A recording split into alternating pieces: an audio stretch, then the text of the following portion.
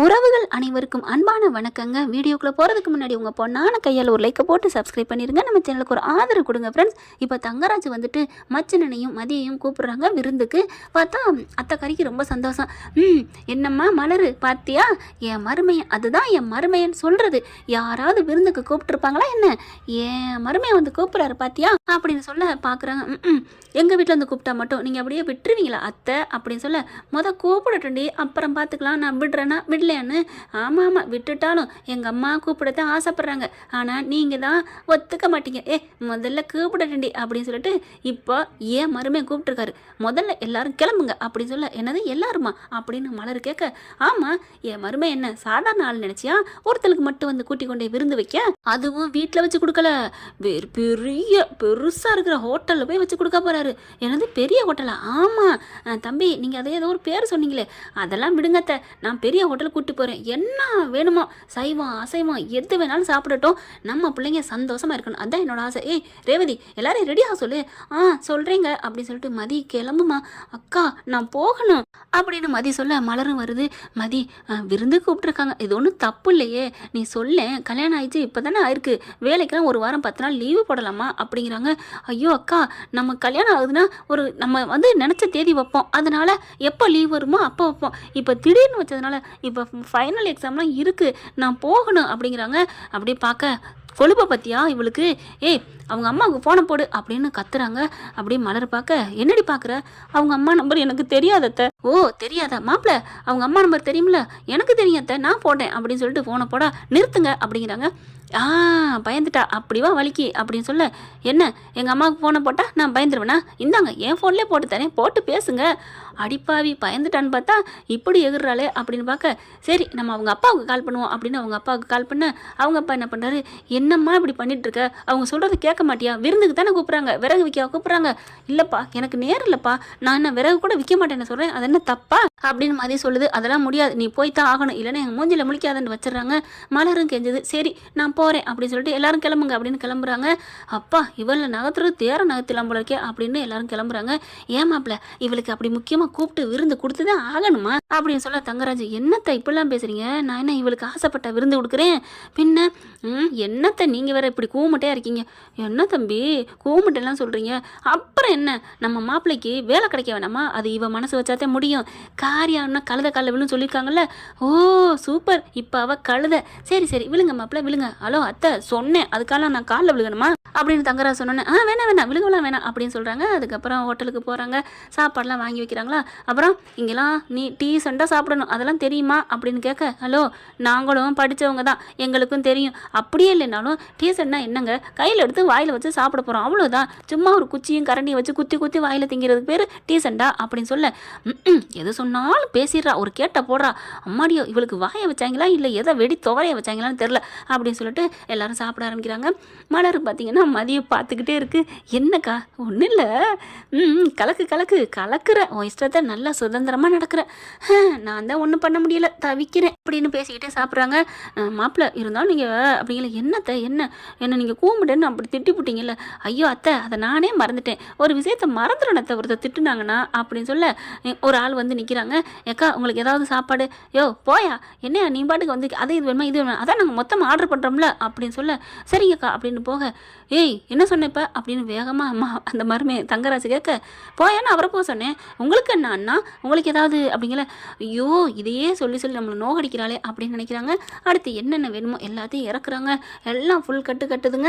அங்கே பார்த்தீங்கன்னா ஒருத்தவங்க சாப்பிட்றாரு, சாப்பிட்டுட்டு பார்த்தீங்கன்னா கொஞ்சம் ஒரு நடுத்தர வயசு தான், காசு இல்லை போல இருக்குங்க, பர்ஸோட மிஸ் பண்ணிடுறாரு. ஐயோ என் காசை காணோம் அழுக. கரெக்டாக அந்த கல்லாக்கிட்ட இருக்கிறவங்க பில்லு வாங்குறவங்க, ஏண்டா எத்தனை பேர் அலைஞ்சிட்டு இருக்கீங்க, என்ன நினச்சிட்டீங்க அப்படின்னு பிடிச்சிட்டு சட்டையை பிடிச்சி அரைகிறாங்க. இவங்க எல்லாரும் அவரே பார்க்குறாங்க. ஐயா என் மேலே எந்த தப்பு இல்லைங்க, பர்ஸோடு போச்சுங்கய்யா, எல்லாமே போச்சுங்க, நான் பணம் வச்சுருந்தேங்க, நான் 2000 ரூபா பணம் வச்சுருந்தேங்க, நான் அதில் தாங்க ஊருக்கும் போகணும், ஐயோ காசு இல்லையே, நான் வேலை விஷயமா வந்தேங்க, என் பிள்ளைக்காண்டி வந்தேங்க அப்படி இப்படின்னு அழுகிறாங்க. ஐயோ பாவம் அப்படின்னு, என்னங்க என்ன ஆச்சு அப்படின்னு மதி போய் வேகமாக கேட்க, நில்றி இவ சும்மா இருக்கான்னு பார்த்தியா, ஊர் வம்பு இழுக்கிறதுக்குனே போவா அப்படின்ட்டு போகல. என்னங்க ஆச்சு? நான் 2000 பணம் வச்சுருந்தேங்க, அதில் எங்கள் வீட்டு டாக்குமெண்ட்லாம் நிறையா இருந்துச்சுங்க, போச்சுங்க, பணம் போச்சுங்க, ஐயோ பணம் போச்சே, நான் அந்த 2000த்துல அங்கே ஊருக்கும் போகணும், சாப்பிடணும் அப்படி இப்படின்னு அழுகிறாரு. ஏங்க பார்த்து பத்திரமா வச்சுக்க மாட்டிங்களா அப்படின்னு கேட்க, இல்லைம்மா நான் நல்லா தாம்மா வச்சுருந்தேன், எப்படி எடுத்தாங்கன்னே தெரியலம்மா அப்படிங்கிறாங்க. இப்போ இவர் எவ்வளோக்கு சாப்பிட்ருக்காரு அப்படிங்கிறாங்க. இவர் 150 ரூபாய்க்கு சாப்பிட்ருக்காருன்னு நான் தர்றேன் அப்படின்னு பர்ஸில் வந்து எடுத்து கொடுக்குது. ஏதாவது நம்மளை கேட்குறாளா, புருஷன் இருக்கேன், மாமனார் இருக்கா, மாமியார் இருக்கான்னு, இதெல்லாம் அடங்காப்பிடாரி அப்படின்னு இதுங்க இங்கே பேசிகிட்டு இருக்க சுரேஷை பார்க்குறாரு. என்னதான் இருந்தாலும் இவர் கொஞ்சம் அறிவு படிப்பு இருக்கு இல்லையா, பரவாயில்லையே நம்மால் நல்ல தியாக மனப்பான்மை இருக்கும் போல இருக்கே அப்படின்னு நினைக்கிறாரு. அதுக்கப்புறம் ஐயா நீங்கள் ஊருக்கு போகிறக்கு டிக்கெட்டுக்கு எப்படி எவ்வளோ 1000 ரூபாய்ட்ட வேணும்ல? ஆமாங்க அப்படிங்கல, இந்தாங்க நீங்கள் தொலைச்சா சொன்ன 2000 வச்சுக்கோங்க. வாங்குற 20,000த்துல இப்படி 2000 ஆயிரம்னு போட்டால் மீதி வீட்டுக்கு என்ன பண்ணுறதான், வரட்டும் வீட்டுக்கு போய் வச்சுக்கிறேன் அப்படின்னு கவுண்டர் கொடுத்துக்கிட்டே அங்கே உட்காந்துட்டு இருக்கு.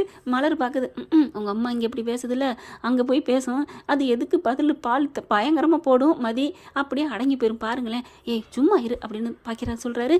இங்கே பார்த்தா, அம்மா நீ நல்லா இருக்கணுமா, நீ உன் புருஷன் பிள்ளைக்குட்டியோட நல்லா இருப்ப அப்படின்னு சொல்லி அந்த ஆள் போகிறாரு. அப்பா பரவாயில்லையே என் பிள்ளைக்கு வாழ்த்து வாங்கிட்டாலே அப்படின்னு அந்த கிளம்பி ஆத்தாக்கறி நினைக்கிறாங்க. அதுக்கப்புறம் வர, என்னம்மா நீ பாட்டுக்கு காசை கொடுத்துட்டு வர்ற அப்படின்னு அவங்க மாமனார் சொல்ல, ஏன் மாமா என்னாச்சு மாமா, நான் பணம் கொடுத்தது ஏதாவது தப்பா, நான் ஏதாவது ஆடம்பரத்துக்கு கொடுத்தேனா அதிகாரத்துக்கு கொடுத்தேனா, அவர் வயிறு உடம்பு ஒட்டி போயிருக்கு, சாப்பிட்ருக்காரு, அதுக்கு காசு இல்லை தூக்கிட்டு போயிட்டாங்க, பாவம் புள்ள குட்டிக்காக அலைகிறாரு, வேலைக்கு அலைகிறான்னு சொன்னாங்கல்ல, என்ன மாமா அப்படின்னு சொல்ல, அப்படியே ஒன்றும் சொல்ல முடியல. சரி விடுங்க சாப்பிடுங்க அப்படின்னு சொல்லிட்டு சாப்பிட்டு எல்லாம் கிளம்ப போயில இவர் சுரேஷ் என்ன பண்ணுறாரு, நம்மளை ஏதாவது வீர சாகசம் பண்ணணுமே, நம்மளை பாராட்டணுமே, இவன் நல்லவளாக தான் இருக்கிறா, ஓகே இவன் மனசை கரைச்சி நம்ம வேலை வாங்கிடலாம், ஆனால் நம்ம அதுக்கு முன்னாடி நல்லவளை நடிக்கணுமே, என்ன பண்ணுறது அப்படின்னு நினச்சிட்டு எல்லாரும் வந்துட்டே இருக்காங்க. வரையில் பார்த்தீங்கன்னா கரெக்டாக சப்ளை பண்ணுறவர் சர்வே பண்ணிக்கிட்டே வராரு, வலிக்கி விட்டு விழுந்துருதுங்க, அதுங்க ஏதோ சிந்தி கிடக்கு, அம்மான விழுகையில் தாங்கி பிடிச்சிட்டாரு சுரேஷ், பிடிச்சதுனால கொஞ்சம் விழுகாமல் தப்பிச்சிடாரு. அண்ணே நீங்கள் நல்லா இருப்பீங்கண்ணே, நல்ல வேலைண்ணே, நேரம் என் வேலை போயிருக்கும், என் இடுப்பு போயிருக்கும் அப்படிங்கிறாங்க. அவர் கையில் கொண்டு போனது அதில் ஒரு சாமான் பூரா கீழே விழுந்துருது. என்னப்பா இதெல்லாம் போச்சா அப்படின்னு கேட்க, ஐயோ இதுக்கு பில்லு இனிமேல் நான் தானே கொடுக்கணும் அப்படிங்கிற மாதிரி பார்க்க, இவர் என்ன பண்ணுறாரு, நான் தர்றேன் பணம் நீ கவலைப்படாதப்பா, இதில் இருக்க எவ்வளோப்பா, இது எப்படி 700 ரூபாங்க அப்படின்னு சொல்ல, இந்த காசு கொடுக்குறேன் நீ போய் கொடுத்துக்க அப்படி பார்க்குறாங்க. பார்த்தியா என் பிள்ளை எவ்வளோ அறிவு, மற்றவங்க தான் அறிவாளியா அப்படின்னு சொல்லிட்டு இருக்கையில மதி சிரிக்குது. அதுக்கப்புறம் எல்லாம் வெளில வந்ததுக்கப்புறம் சிரிச்சுக்கிட்டே வர, ஏய் எதுக்கு நீ சிரிக்கிற, எல்லாருமே ஆமாம் மதி ஏன் சிரிக்கிற, இல்லை அவன் வேலை பார்க்குறவனுக்கு 700 ரூபா கொடுத்தது ஓவர் இல்லை, டூ மச் இல்லை, என்னடி நீ மட்டும் உதவி பண்ணலாம் என் பிள்ளை உதவி பண்ணால் தப்பா, ஆமாம் தப்பு தான் அப்படி சொல்ல, என்னடி தப்புங்கிற அப்படிங்கல, நீங்கள் உண்மையிலே நான் அவர் அப்படின்னு பார்க்காம இந்த விஷயத்த யாரோ ஒருத்தவங்க 2 பேர் செய்கிறாங்கன்னு அலசி ஆராய்ஞ்சு பாருங்களேன், புரியும் உங்கள் பையன் பண்ணதான் தப்புன்னு. என்ன சொல்கிற அப்படின்னு பாக்கியராஜ் கேட்குறாரு. ஆமாம்மாம்மா நான் கொடுத்தது காசே இல்லாமல் வறுமையில் வாடுற ஒரு மனுஷனுக்கு, ஒரு ஜீவனுக்கு, ஆனால் இவர் இங்கே அவர் டெய்லி பேட்டா மட்டுமே 1000 ரூபா வாங்குவார், மாதம் எப்படி 20,000 சம்பளம் வாங்குவாங்க. இப்போதைக்கு இந்த 700 வாங்குறது இன்றைக்கி வாங்குற பேட்டாவில் 700 போச்சுன்னா 300 இருக்கும், அந்த 300மே வீட்டில் தான் வச்சுக்க போகிறாங்க, இல்லாட்டி ஏதோ செலவு பண்ண போகிறாங்க, சாப்பாட்டுக்கு பஞ்சம் இல்லை அந்த ஆளுக்கு, ஒருவேளை இடுப்பை ஒடி விடாமல் பார்த்துக்கிட்டதுக்கு வேணால் நன்றி சொல்லலாம், ஆனால் பணம் கொடுத்து யாருக்கு கொடுக்குறங்கிற உதவிங்கிறது அறிவில்லை அப்படின்னு அப்படியே தலையில் கையை வைக்கிறாங்க ஆட்காட்டி விரலை.